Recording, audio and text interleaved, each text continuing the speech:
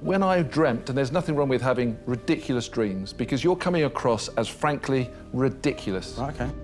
With your statements about your aspirations and your dreams when it's not backed up with some real business. So I've just finished watching this pitch, so I've just recorded it like directly after watching it. And I got to tell you, you got to watch this pitch to the end, because just line for line, word for word, moment for moment, this whole thing just gets wackier and wackier and wackier. It's full of incredible moments, and some of them they're just nuts. Something I haven't seen in 10 years in that form. And yeah, I think you'll appreciate that one. What's up, Internet? I'm Daniel, the Pitch Professor. New week, new video. And the title got me. The Dragons Clash with a Tempered Control Freak. That sounds quite promising. As always, I haven't seen the video. However, I've read some of the comments and they seem even a little more promising. And we'll take it from there and just listen in and learn. Should be a good one, I guess. I've worked hard to be where I am today, and I've suffered a lot. I've slept in my car. I had no money. I didn't have a wash for 4 days because I was that busy and I didn't have a place to sleep. I want to be able to show people that it doesn't matter where you come from, anything is possible. Use every negative source in your life as a positive and you will never ever fail. Each one of those dragons has a key to success in their own mind. One of those keys is going to fit the lock to my success. The dude sounds like one of these Instagram entrepreneurs, you know, like, this is the lock to your success. I am a lion. Be the hunter, not the hunted. Smell your prey and go for it. Kind of. But you know, these weird bros who always have these funny, whatever, Instagram stuff. And it turns out it's a rented car and they've never run a business. That guy somehow has that vibe to me. Yeah, let's see. But, you know, that's a lot of talk before actually walking the walk. Let's see. Hasn't washed for 4 days. Well, I'm a dad. Like, that sounds familiar. No, not like that. But probably if you're a parent, you know, like the first couple of weeks and months are a little challenging. So you go like, yeah, welcome to the club, bro. Anyhow, let's see. And if you look at the reactions of the dragons, in my opinion, without hearing what they're going to say now, pretty much they don't believe him. And that's interesting. Some of the numbers are interesting. So he's going for 25 million a year. Or he says he's going to set up his kitchen for that. Well done. Pro gain sounds good. But for whatever it is, they're unsure. And my gut feeling is it's less about the business, but more about the man himself.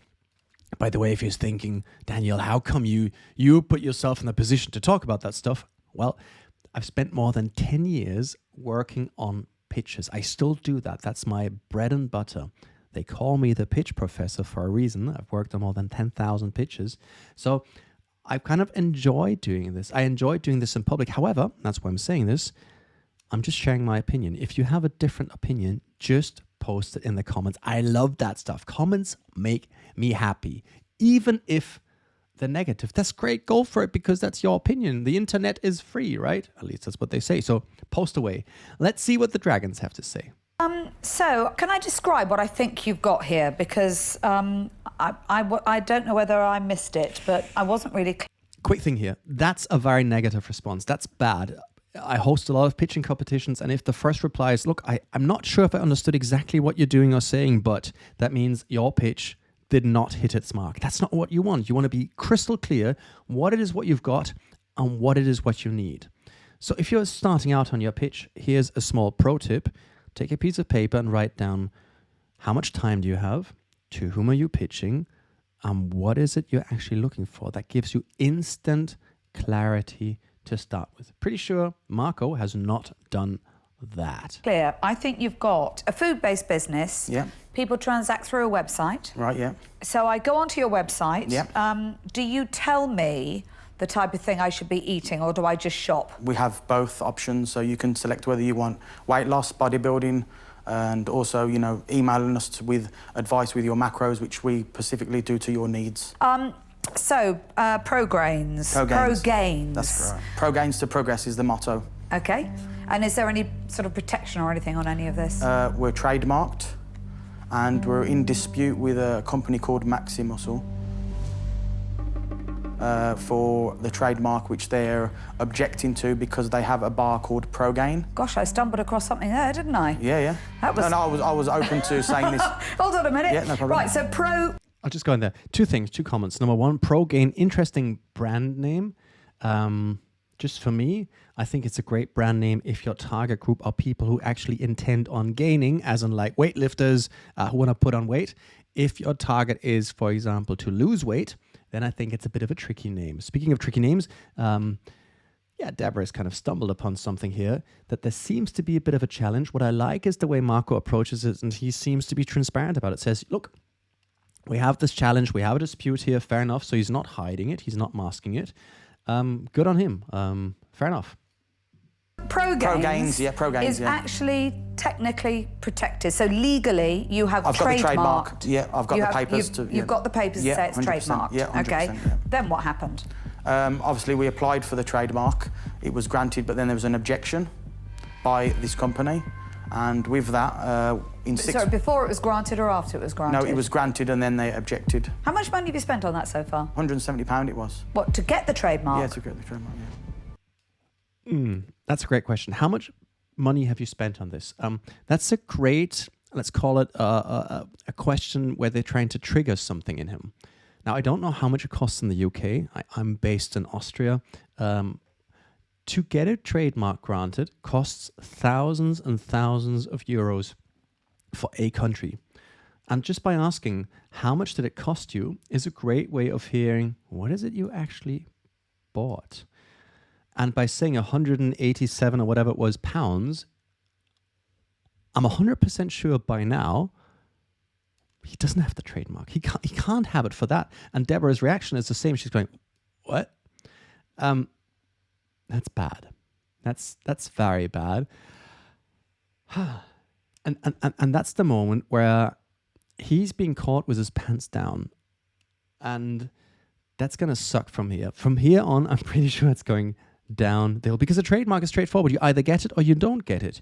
And you have a paper. So what happens in a trademark? So you say, I want to call myself the pitch professor, just for the fun of it.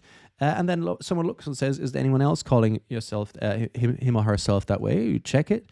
And then if not, then good. And if so, then bad. Then he was asked, like, where was the objection, before or after? After, that's again, it's a bit of an indication, let's just call it a red flag at this point, that something is a little fishy. Let's find out where Detective Meaden has an offer. Does that sound really, really cheap to somebody? Sounds very cheap. That's unbelievably cheap. Yeah, 120. You spend £175 to get your trademark. Yeah, that's how much it costs to, yeah. I've got the certificates for you to look at. Actually, can I look at the certificate? Yeah. Now I'm curious. Just look at their faces. They're like, they're not impressed. They're going, what the hell is happening here?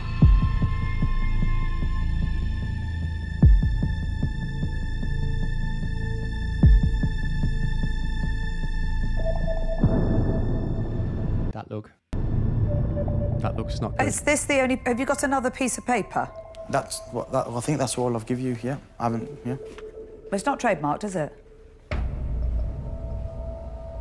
Well, no, that's what I've been sent to It from my is an accountant. examination and acceptance of a trademark application for publication. Yeah. Do not, please, don't look me in the eye and tell me you thought for 1 second that was a trademark. I'll be honest with you, I didn't even look at it.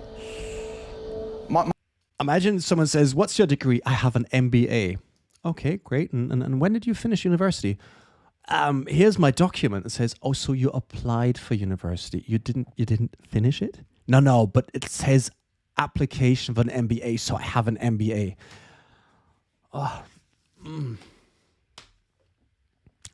No explanations needed. By the way, fun comment I got a couple of weeks ago. Someone said in, let's say, somewhat challenged English, how come I comment on this kind of stuff and they would rather like to watch the video without me commenting on it? Yes, sunshine. It's a reaction video, in case you're watching it again. That's what we do here. We react to it. However, if it's you again, or you're just saying, dude, I don't want to listen to your blah, blah, but I want to watch the full pitch, it's down there in the description. There's the link to the full video if you want to watch it without me talking. That would suck, but then again, fair enough. The world is free, isn't it? So anyhow, back to this. This is turning horribly wrong because, let's be honest, I can predict now. I mean, I could have predicted this 2 or 3 minutes ago, and so will you have.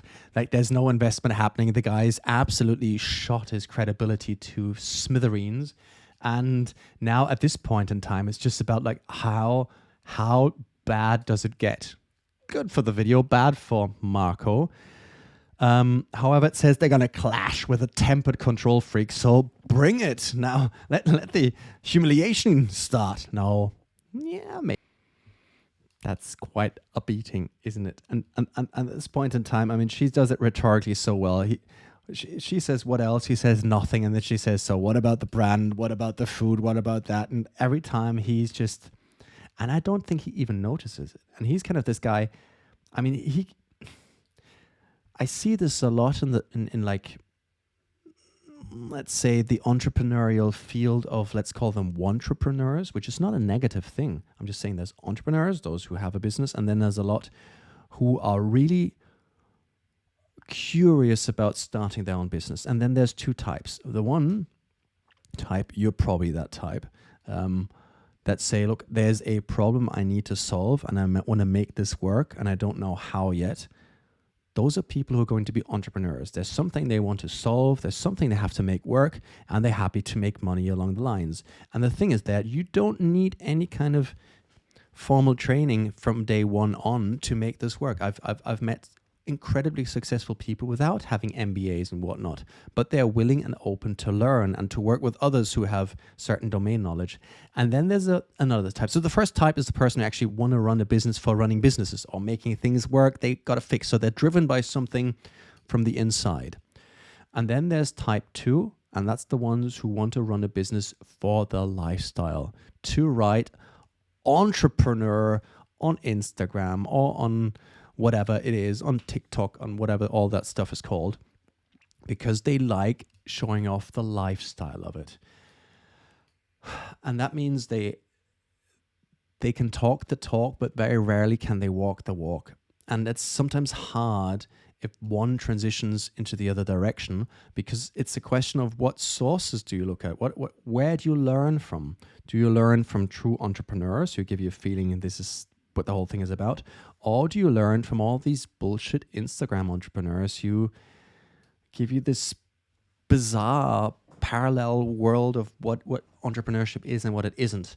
And this dude seems to have been fed on the TikTok Academy of Advanced MBA, whatever. Anyhow, let's give him the benefit of the doubt. A lot of people get this misconception just by reading all the good stuff, right? But reading all the blog articles and whatnot of incredible valuations, but they don't understand that it stems from somewhere to reach that kind of evaluation. And to also know there's different industries with different multiples. Like if you have an agency, you'll have a terrible multiple. Whereas if you have certain incredible AI, SaaS, blah, blah, blah, with an R of something. By the way, if you don't know what these acronyms are, fair enough. That's something you might want to look up with. That's something else. If you don't know, by the way, just write it in the comments. I'm happy to explain all these abbreviations. Might as well now. Software as a service company, and obviously AI don't need to do. And R is annual recurring revenue, or MRR is monthly recurring revenue. Have you got something like that? That's like the magical tools currently. But if not, like you can't argue. You can't print the potential invest to kind of validate that. So in other words, if you invest 50K into something, you will want to have a substantial return on top. If people come along and want to invest from you, you want to understand that you can actually help in that. Not just whatever, shut up and give me the money. That's like bad. Congrats to the casting department of Dragon's Den. This gentleman is a nugget. A gold nugget for how things are not done. Yeah, for speed, yes. Marco, can I just ask you a question? Have you ever watched Dragon's Den? Yeah, of course. So, have you ever seen anybody walk into the den and say, my business is worth half of what I'm asking you to invest in, but I'm not going to change the valuation and I want you to invest in that price? Have you ever met someone who's got that ambitious that he wants to be free from life and be a billionaire? Dude. How many people do you think we see stand in front of us telling us that their businesses are going to be worth a fortune? How many people do you know that have started in August and turned over $250,000 in the businesses? Some. Yeah, right, okay. And how well are they doing? Well. Right. And that's what I'm doing. I want to do better than well. I want to be the best meal. I mean, dude doesn't know to whom he's talking, right? Like, how many people do you know have been billionaires? Probably Peter Jones is going to go like, here's my list. And Deborah Meaden's probably going to say, well, us. I don't know if they're billionaires, but they have substantial success. And like, I mean, that little black booklet is going to be full with exactly that type. And I mean, that guy's right totally out of his depth. And to be honest, Dragon's Den casting, I mean, they must know that this guy is going to be blown out of the water. And they probably say, good sir, right this way. Life is going to be good for you. I mean, sometimes it's a bit mean. But then again, yeah. Prep company. Have you got something in your past that can help me get across that line and believe that? What have you done other businesses that have been hugely successful? That'll just shut me up. My life is to do with sales, and that's where I've got this confidence. And so have you had a business that's been really, really successful in the past? I've run other people's businesses where I've run strip clubs and bars abroad. You see, I wasn't expecting that either. No. Well, I worked in Napa, so you can imagine what I was doing there, so... No, I will not be imagining what was going on in Napa. But my girlfriend won't be too happy. Girlfriend or wife? Girlfriend, future fiancé. Oh, she's does one she of the know that? She's one of the pinnacle reasons why I'm succeeding. I slept in the car for... Girlfriend, future fiancé, does she know it? Yes. How? I mean, I'm married, and I always understood the whole concept is you prepare the whole thing, and you don't say, look, darling, I'm going to ask you in 3 months' time, and then you're going to be my future fiancé. She's going to go, okay, right then, come back when it's April, or whatever it is. That's a funny fella, isn't he? But then again, he's run strip clubs, so he now has a thing or two about women, doesn't he? 6 months with my girlfriend, working 38-hour shifts, cooking, delivering, doing everything from the bottom. Marco, all of that is, and I mean this genuinely, all of that is very, very admirable. That and motivates I mean that. It's very admirable, but the outcome of that is not always a successful business. Because if it was as easy as saying, I'm going to give everything up and sleep on the floor, and then one day I'll be really, really wealthy. That's not what I think. You've got to understand the mechanics of business. Yeah. And to be honest, your pitch so far has been all over the place. Yeah, of course, I understand. And that's beautifully said. I mean, all jokes aside, she's just nailed it. She says, look, you have not been able to prove that you understand how a business works. And right, that's what you're trying to do when you pitch, right? You're saying, look, I have this idea. I've understood there's a lot of people who have this very problem. I have built a solution. I've been able to observe that this solution helps their problem, and that they're actually willing to spend money for this. And I've also been able to prove that this is repeatable. And as it's repeatable now, I would like to repeat it at a high frequency.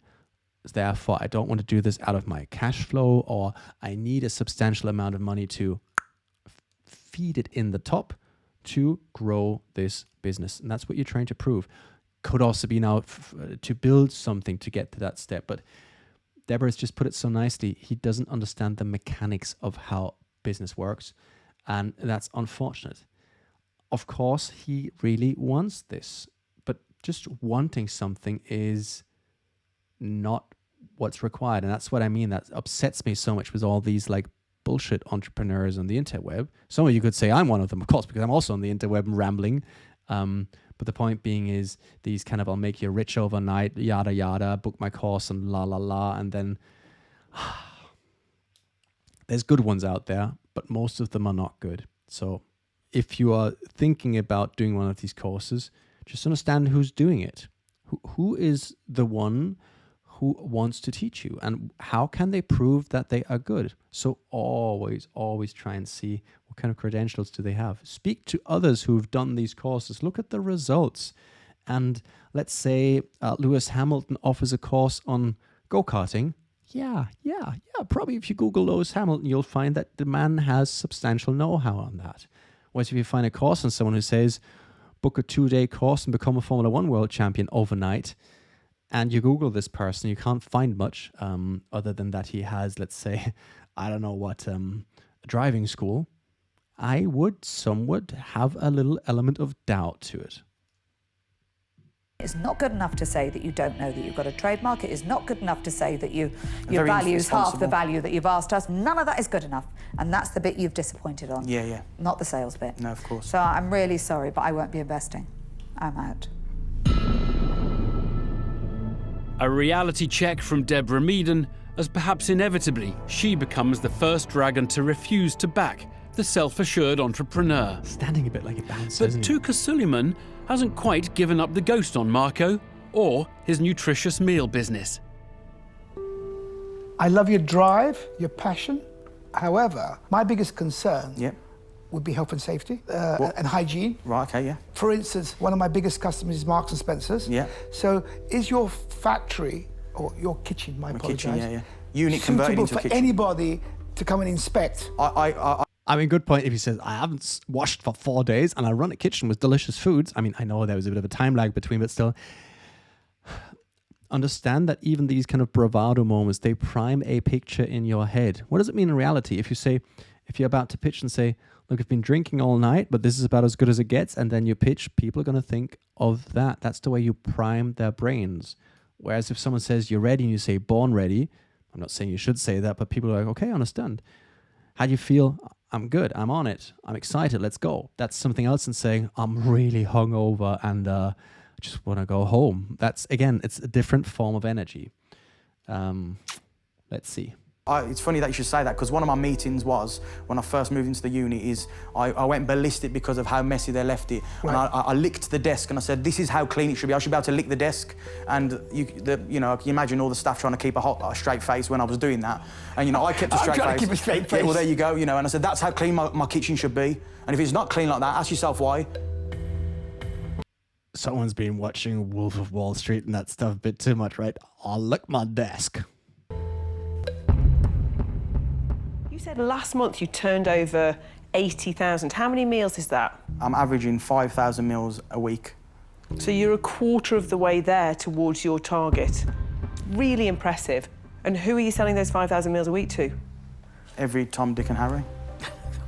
The hiccups that I've got now, I'm here to mend those and iron those hiccups with one of you involved. I'm sorry, that person isn't me. I'm not going to be the person to get you there. So, good luck.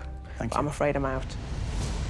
Every Tom, Dick and Harry. I know what it's like to... I mean, the thing is, like, if you market to everyone, you market to no one. And I think she was looking for a little more precise answer and just to understand, like, is there a niche he has analyzed? Still, I mean, it's incredible how far he's brought this business with, let's say, his limited actual know-how of business mechanics. Yet, you have to admit that it just seems very random. Huge believer in bootstrapping and making businesses work, cutting the costs until you can prove it, and by that also protecting your equity. But not like that. So, interesting little pitch. Anything else? No, nothing to it. Then if you're still watching at this point, thank you very much for joining in. It was a pleasure. And yeah, see you next week. That would be fun. And thank you very much. Take care, stay safe, and bye-bye.